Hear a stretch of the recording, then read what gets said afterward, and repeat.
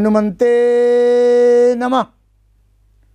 दर्शकगण, मैं आचार्य सत्यानंद। আমাদের হিন্দু ম্যাথোলজিতে একটি খুব করুণ কথা লেখা আছে, খুব দয়নীয়। এটি আমি আমাদের লাল কিতাব থেকে নিয়েছি। বলা হচ্ছে, যদি আপনি কাউর থেকে কর্জা নিয়ে থাকেন, লোন নিয়ে থাকেন, তাহলে এটা আপনাকে চুকাতেই হবে। যদি না চুকান, তাহলে বলা হচ্ছে ওখানে আমরা পরের জন্মে ওর বাড়িতে কুকুর হয়ে জন্ম নিতে পারি। কত খারাপ কথা। বলা হচ্ছে আমি চাকর হয়ে জন্ম নিতে পারি, ওর কাজ করতে পারি।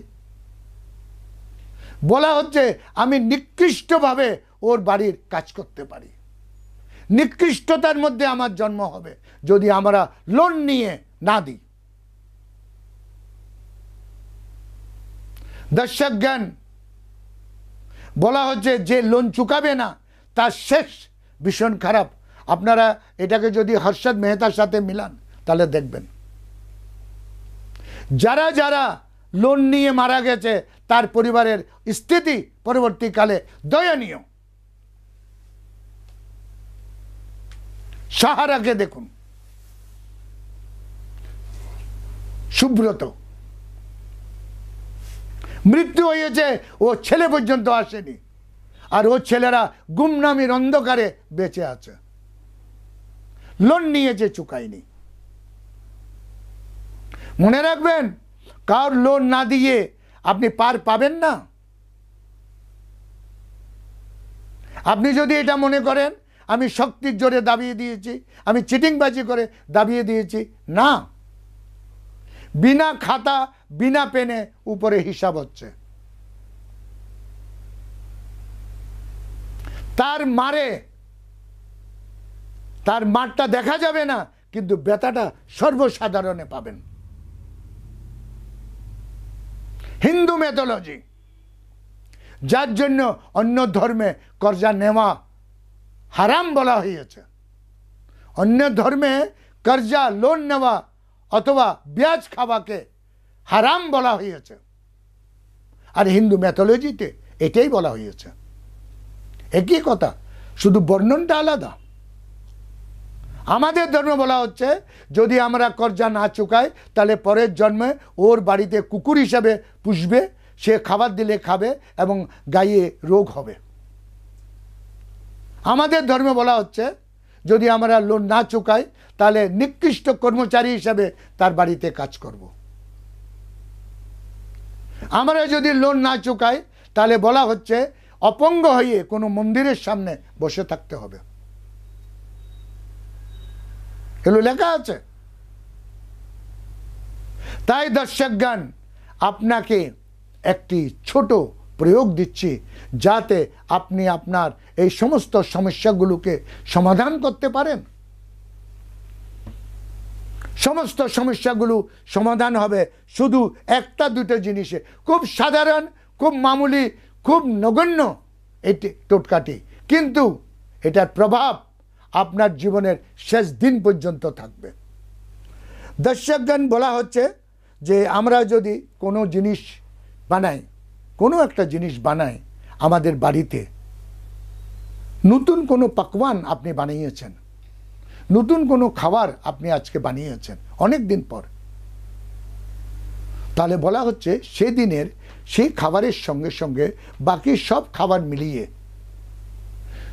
কাউকে খেতে দিন, অথবা ওই থালটার যতটা দাম হবে সেই দামটা আপনি এটা ভাবে দিন যে ওম শান্তি শান্তি শান্তি।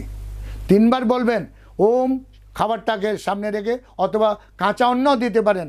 3টি ব্রাহ্মণ, 3টি কুমারী, 3টি ব্রাহ্মণ অথবা 3টি কুমারী মেয়েকে, যার বয়স বাল্য অবস্থায় হবে, 7-8 বছরের, 9 বছরের মেয়ে হবে, এটাকে কুমারী ভোজ বলা হয়। দেখবেন অনেক ধর্মে, অনেক জায়গাতে মন্দিরের সময় অনেক পুজো পাঠে কুমারী পুজো করা হয়।